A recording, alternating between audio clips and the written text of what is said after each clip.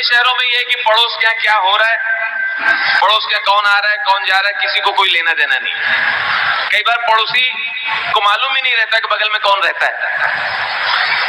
लेकिन छोटे शहरों में ये बड़ा प्रॉब्लम है, किसके घर में कौन आया, कितने दिन रुका, किसकी शादी कहाँ हुई, किसकी टूट गई, किसके लड़के के क्या हालचाल है, लड़की कहाँ पढ़ती है, दूसरे के ताक झांक। अब एक शादी हुई छोटे शहर में, तो हस्बैंड वाइफ दो खुश है, बच्चा नहीं हुआ, 3 साल हो गए बच्चा नहीं हुआ, मगर वो लोग संतुष्ट है। पड़ोसियों को टेंशन, पड़ोसन चाची आ गई,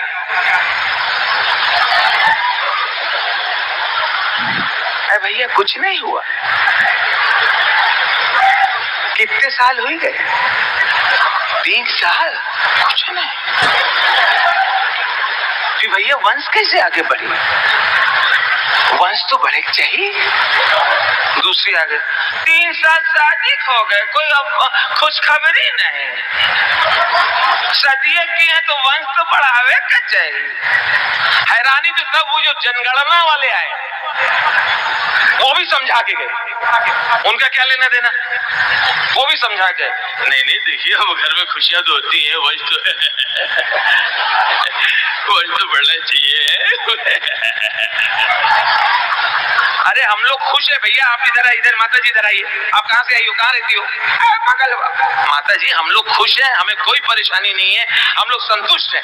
125 करोड़ लोग हैं इस देश में, वंश कैसे बढ़ेगा, वंश कैसे बढ़ेगा, क्या जो आने वाला आएगा तो अगर मैं वंश बढ़ाऊं तो क्या गारंटी है कि सब लोग उससे बहुत खुश होंगे, वो बहुत सफल होगा, वो देश के लिए अच्छा सोचेगा। वंश तो राजीव गांधी ने भी बढ़ाया था।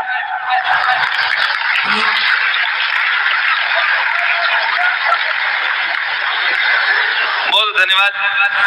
मोदी जी की लोकप्रियता इतनी है, पिछले दिनों मैंने उनकी रैली अटेंड की दिल्ली में, द्वारका में, 1 लाख आदमी मोदी मोदी मोदी मोदी, इसी भीड़ में 3 साल का बच्चा मोदी मोदी मोदी। मैंने उसकी माँ से कहा, देखिए भाभी जी क्या लोकप्रियता है, 3 साल का बच्चा मोदी मोदी। बोले भैया चुप रहो, जबरदस्ती बात मत करो, चिढ़ाओ मत, ध्यान से सुनो, वो कह रहा गोदी, तुम्हें लेना पड़े तो पता चले 27 किलो का है, इसके साथ जो पैदे हुए तो सब लंबे हो गए, ये खा के गमला हुआ जा रहा। बाद में पता चला बच्चा मोदी कह रहा था, वो महिला कांग्रेस की थी।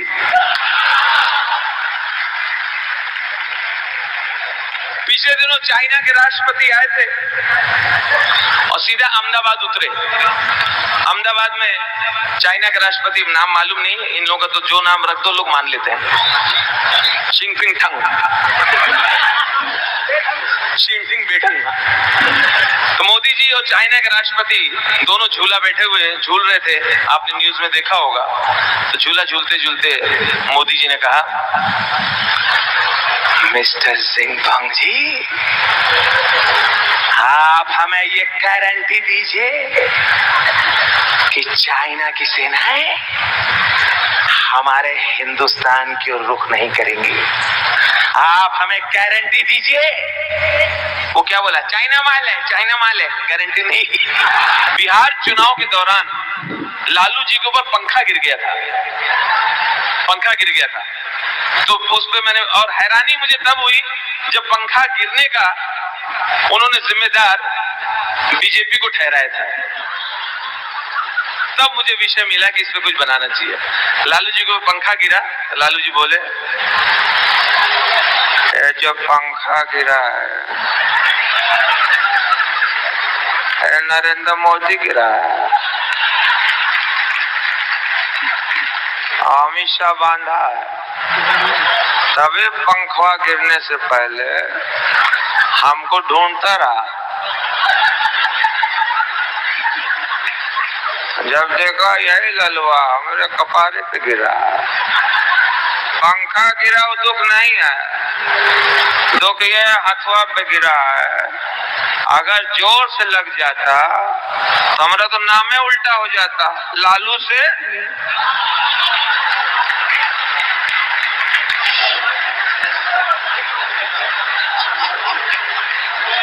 पिछले दिनों रेल बजट आया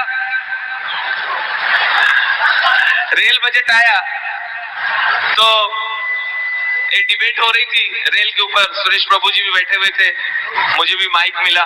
सब लोग अपनी अपनी बात रख रहे थे रेलवे को लेके। वो कुछ सुझाव मांग रहे थे, कुछ शिकायत मांग रहे थे रेलवे से संबंधित। मेरे पास जब माइक आया, जो सच्चा किस्सा है, जो मैंने उनसे कहा था, वही आपको बता रहा हूँ। हमने रेल मंत्री जी, वैसे तो भारतीय रेलवे बहुत अच्छी है, आप जब से आए बेहतर हो गई है, लेकिन भारतीय रेल में जो कंपार्टमेंट है, उसमें जो टॉयलेट है, वहां डब्बा रखा है, मग रखा हुआ है, मग रखा ठीक है, लेकिन सर वो मग जो है जंजीर से बंधा है, वो भी ठीक है कि भाई चोरी ना हो जाए इसलिए बंधा है, लेकिन सर परेशानी है कि वो जंजीर बहुत छोटी है, तो पानी जहां पहुंचना चाहिए वो पहुंच नहीं पा रहा है। तो आपसे निवेदन है, आप भले 2 रुपए बढ़ा लो, मगर जंजीर भी बढ़ा लो। तो उनका जवाब आया, बोले मग जंजीर से बंधा हुआ है, आप तो नहीं बंधे हुए, आप खिसक जाइए। बहुत धन्यवाद। अभी जब भी कहीं चुनाव आते हैं, चाहे उत्तर प्रदेश हो, बंगाल हो, कोई प्रदेश हो, चुनाव आते हैं, राजनीतिक सरगर्मियां तेज हो जाती हैं।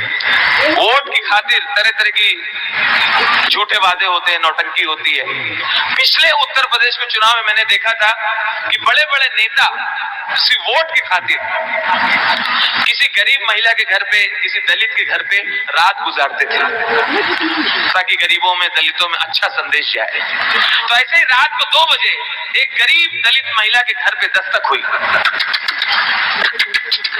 बुढ़ी निकली, अरे कौन है? अरे रुको, आ रही हूँ। नमस्ते अम्मा। अम्मा देखो, बहन जी आई है। ये तुम्हारी बहन होंगी? हमारी बहन को मरे 10-12 साल हो गए। नहीं अम्मा, ये मायावती जी हैं, ये आज रात तुम्हारे झोपड़े में गुजारेंगी। भैया हम सुला लेते हैं, गरीब का घर है, हमारे 4 पाई एक ही है, और राहुल गांधी पहले से लेते हैं। उसको बोला, आप बहन जी को मना कर रही हो? माता जी बहन जी को मना कर रही हो? ये चीफ मिनिस्टर हो सकती है, इनको मना कर। चटाई ले आओ, आंगन में सो जाएंगे, चटाई ले आओ। चटाई भी क्या है, अडवाणी लेते हैं। बाद में किसी ने मायावती जी से कहा कि सब जगह तो लेटे हैं, इनकी छत खाली होगी, छत पकड़ लो, छत पे कोई नहीं होगा। तो मायावती जी सीढ़ी चढ़ती हैं, तभी छत से बहुत ही टिपिकल एक आवाज आती है, आप समझ जाएंगे तो ताली बजा के बताइएगा। जैसे मायावती सीढ़ी चढ़ती है, छत से आवाज आती है, उत्तर प्रदेश समाजवादी पार्टी बहुत पयो,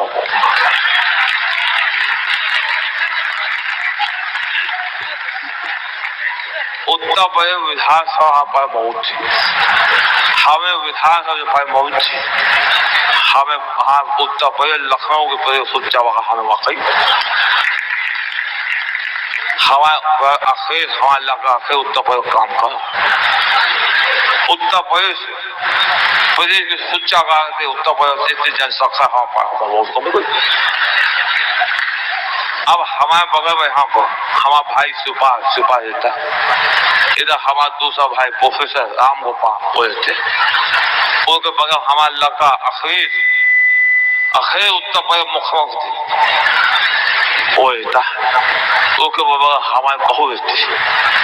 हमने चुनाव से पहले सारी जगह छींक ली, इस बार किसी बहन और बुआ की आवश्यकता नहीं।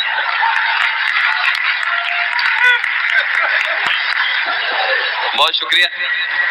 एक दर्द मैं अपने एक आइटम में प्रस्तुत करूंगा और फिर आपसे आशीर्वाद लेके इजाजत लूंगा। कंगारू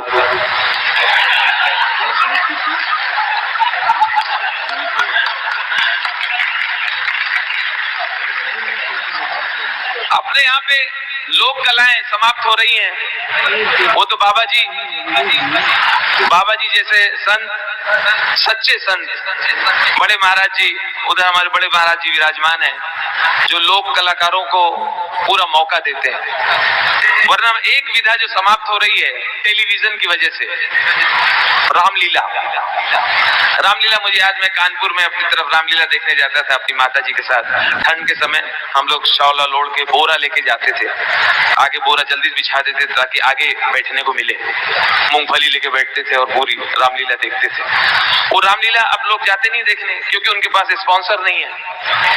इतनी कठिनाइयों में रामलीला होती है कि अगर चलती रामलीला में अगर दूर से किसी ने अगर 5 रुपया भी दिखा दिया तो रामलीला रोक दी जाती है।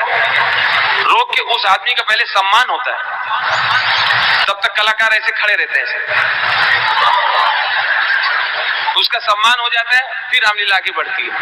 तो ज्यादा ध्यान आयोजकों का होता है कि कहां से पैसे आ रहे हैं, क्यों कलाकारों को देना भी है पैसे। तो देखिए, जरा सी रामलीला चलेगी और व्यवधानों से भरी हुई रामलीला। इसमें हास्य तो है लेकिन दर्द भी है मेरा। सीता मैया का हरण हो गया है, राम लक्ष्मण विलाप कर रहे हैं। इसी बीच देखिए क्या होता है। भगवान राम, हे खग मृग है मधुकर श्रेणी, तुम देखी सीता मृग नैनी। हे खग, आवश्यक सूचना सुनिए, पांडाल में गैया घुसाई है, इसको भगा दीजिए। इसकी पूंछ में कनस्तर का डब्बा किसी ने बांधा है। इस प्रकार से न करें, लीला में सहयोग करें, लीला व्यवधान उत्पन्न होता है। प्रेम से बोलिए सियावर रामचंद्र की। हे खग मृग है मधुकर श्रेणी, आवश्यक सूचना सुनिए। अभी जब आरती की थाली घुमाई गई थी, कुछ लोगों ने उसमें खोटे सिक्के डाल के अच्छे सिक्के उठा लिए हैं। इस प्रकार की कार्यवाही ना करें। हे खग मृग है मधुकर श्रेणी, आवश्यक सूचना सुनिए।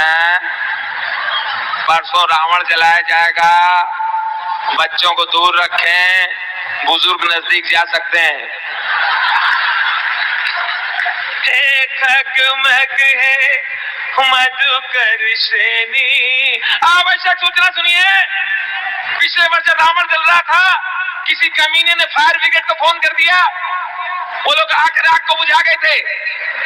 इस प्रकार की कार्रवाई कर लिया, हम सहयोग करें। बोले देवर रामचंद्र की। हे खग मृग है मधुकर से। अच्छा, इनके रामलीला के बीच में बत्ती जरूर जाती है। मेरे इस प्रोग्राम के बाद आप जरूर अपनी तरफ से जब भी ऐसा हो रसीद जरूर भरवाएं और समय दें। तो देखिए, अब वहां पे इनके रामलीला में जनरेटर नहीं होता, जनरेटर नहीं होता तो बत्ती जाती है।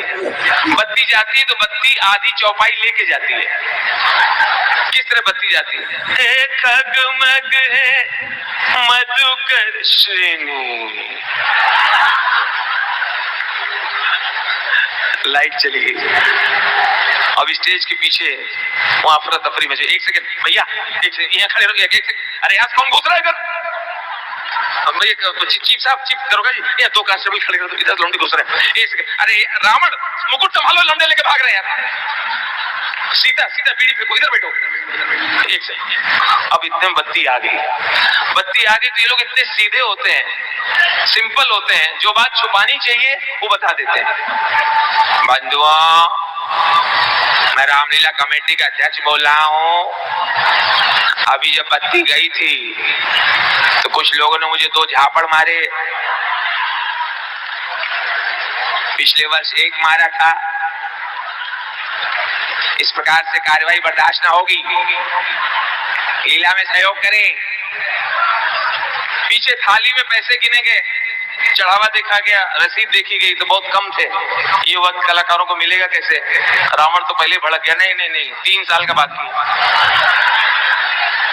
हिसाब क्लियर करो, कि मारो न मारो हम खुद ही मर जाएंगे।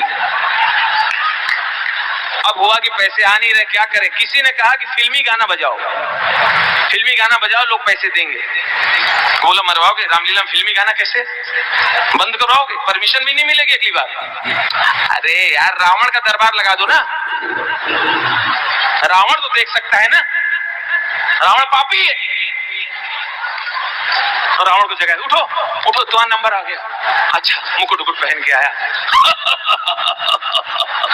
मैं लंकेश, मैं ब्रह्मा, मैं विष्णु, मैं महेश। मन अप्रसन्न हो रहा है, नर्तकी प्रस्तुत की जाए। जब छाए मेरा जादू कोई बच न पाए, मुझसे तुम टकराना ना, आके यहाँ पछताना ना। 11,000 रुपए का पुरस्कार यहाँ के विधायक की तरफ से, 51,000 रुपए पुरस्कार यहाँ के सांसद की तरफ से। अब लीला ही समाप्त होती है।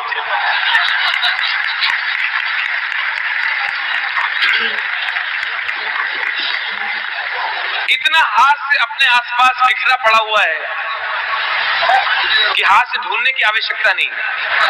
आपका कुछ जिस दिन हंसने का दिल करे, आप सिर्फ गाड़ियां पढ़िए, गाड़ियों के पीछे जो लिखा रहता है। एक टेम्पो के पीछे लिखा था सावन को आने दो, पीछे दूसरे टेम्पो ने मारा उसको थप्पड़, उसके पीछे लिखा था आया सावन झूम के।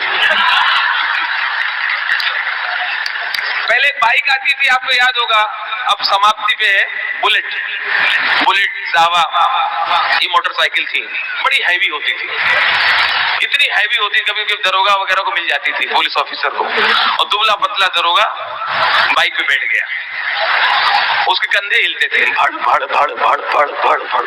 लेकिन बुलेट की खास बात ये थी, बुलेट कभी चोरी नहीं होती थी, क्योंकि छोटा मोटा चोर स्टैंड से उतार ही नहीं पाता था, और किसी ने अगर उतार लिया तो बुलेट ही उसके गले पड़ जाती थी। हाँ ले चल ले चल, हाँ ले चल। चोर कहता था रहने दो, गलती से उतार। अच्छा, अपने देश में गाड़ियां रोज नई नई लॉन्च हो रही हैं, नई नई गाड़ियां रोज, सड़कें वही हैं, हाईवेज एक्सप्रेसवेज अच्छे बन गए, लेकिन अंदर सड़कों का हाल वही है, छोटा खड्डा छोटा खड्डा छोटा खड्डा बड़ा खड्डा, खड्डा खड्डा खड्डा खड्डा खड्डा। कुछ खड्डे तो मुंह खोल के इंतजार करते हैं, आओ आओ एक पहिया तो दो। अच्छा, इतनी गाड़ियां कम थी कि नैनो का आना इतना जरूरी था, नैनो भी आ गई।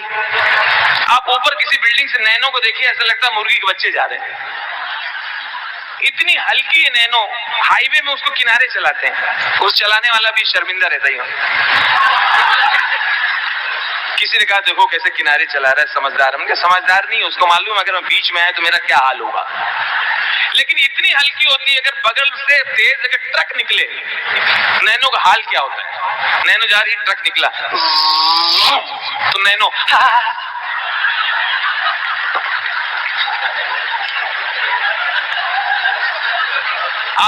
आर्मी वालों का ट्रक निकला 32 टायर का, तो नैनो हाँ तो जाना।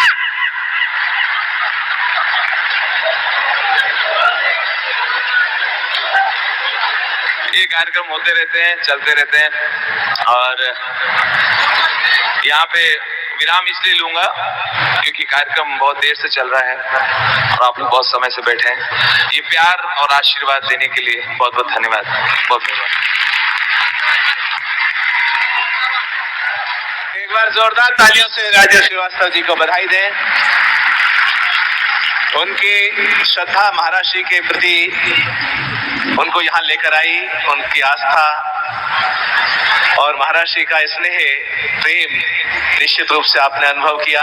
मित्रों, क्योंकि हमारे आदरणीय वेद प्रताप वैदिक जी जो प्रसिद्ध पत्रकार और